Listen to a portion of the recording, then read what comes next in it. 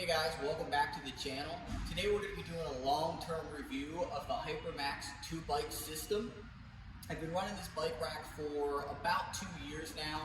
If you've seen the other video on my channel, you've seen the initial review I did on this where I kind of went over the setup, how to put it together, and a couple of the features that it has. But now that I've been using the bike for about 2 years, I have a little bit more feedback on some of the things I like, some of the things I don't like. So we're going to jump into that right now. Alright, let's start off with some of the things that I think are pros of this bike rack. The first is its weight rating. It is rated for up to 180 pounds. So if you're someone who's going to frequently be carrying 2 e-bikes, that's a really nice feature, and it was the primary reason that I purchased this bike rack. So again, if you're looking to carry e-bikes, great bike rack for that. It does have 2 integrated locks for each bike. It has sliding wheel mounts for adjusting for different wheel lengths. It has a lock on the 2-inch hitch receiver that without a key you can't actually remove the rack from the hitch to prevent theft. It also has a really nice feature where the rack will actually tilt out to give you access to the trunk.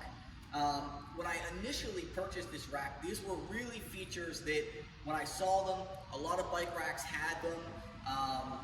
But now that I've owned it for about 2 years, I found a couple of flaws in those perks. So let's go over some of the things that after using it for 2 years that I think aren't so great.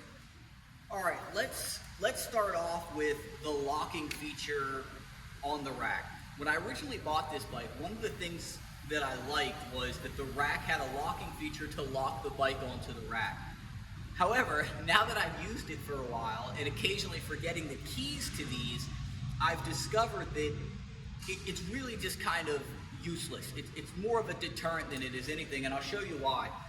The bike comes with a pin. The rack comes with a pin that you can pull at the bottom. And the problem with that is it now allows you to just simply tilt the system until you can pull the bike rack out of the bike out of the actual rack.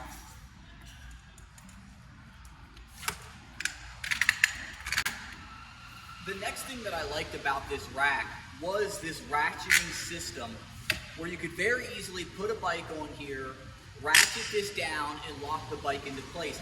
And it is very convenient. The problem is, at least with this rack, these mechanisms for sliding up and down on here, the way that you unlock it is you actually push down on the locking mechanism and you can slide it up and down. The problem is if you want the bikes to be secure, and if you crank these down, one of the issues that you run into is when you're trying to unlock this, you'll push it down and it won't move a lot of the time. You find yourself constantly pivoting it until it unbinds and slides up. Almost like this mechanism needs to be lubricated. Now I have a couple of other racks that use this same mechanism and they don't have that problem. So it's kind of specific to the Hyperax. You might even have your rack that does it too.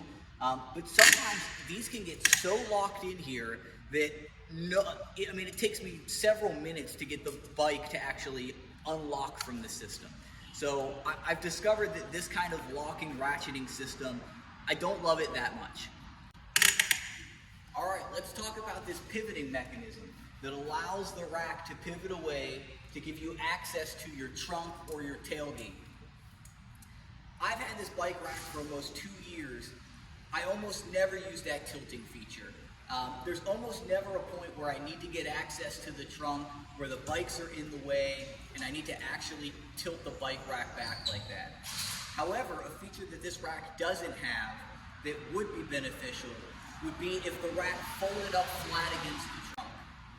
There are several occasions where I've needed to back the bike up with the rack and I've left the rack on the car for more than one day, and it just becomes, I'm always worried someone's going to hit it or that I'm going to back into something with it on there, and it would be really nice if this rack had a feature where it would fold up flat behind the car, and a lot of racks already have that feature. This one does not. One other feature that this rack has that is a nice feature, even though it does not fold up to the car, which would be nice to have, it does have a really nice feature where the rack can fold up pretty compact. So if you're like me and you're not constantly using this rack, and a lot of the time it's going to be sitting in storage. It has a really nice handle. It has a really nice handle for carrying. It folds up pretty tight. So if you're someone who's going to keep this bike rack in a storage unit for a while, this is a pretty nice feature to have. It is pretty compact. Alright, I've moved the bike off the rack because I want to talk about these sliding wheel chocks that allow you to adjust the rack per the wheelbase of the bike.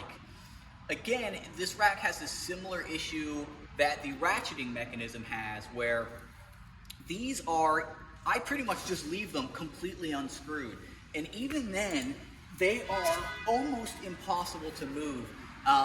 If the bike has sat for a while and I haven't moved these, it gets to the point where I have to almost use the back of my heel and kick these around to adjust them for the bike link. I really wish that they operated more smoothly, and that's probably, you could lubricate this system, but I just feel like it's poor design. Shouldn't have to be able to do that, especially on a bike rack that has a $350 price point. The next thing I want to talk about is also these safety straps for the wheels, which again are just pieces of Velcro looped around. At a bike rack that's at a price point of $358, I just feel like this could be better done. That these could actually be straps instead of these Velcro straps that they use. I'm just not a fan of them. A lot of the times I don't even use them. Alright, so what's my final review of this rack now having used it for 2 years? I think that the price point is a little high, unless you need the 180-pound weight limit, which when I purchased this rack, there were not many bike racks on the market that offered that. I do think it's really nice quality for the most part. I do think that it does offer some good features, but I just think at $358 for a 2-bike system, it's shooting a little over its weight.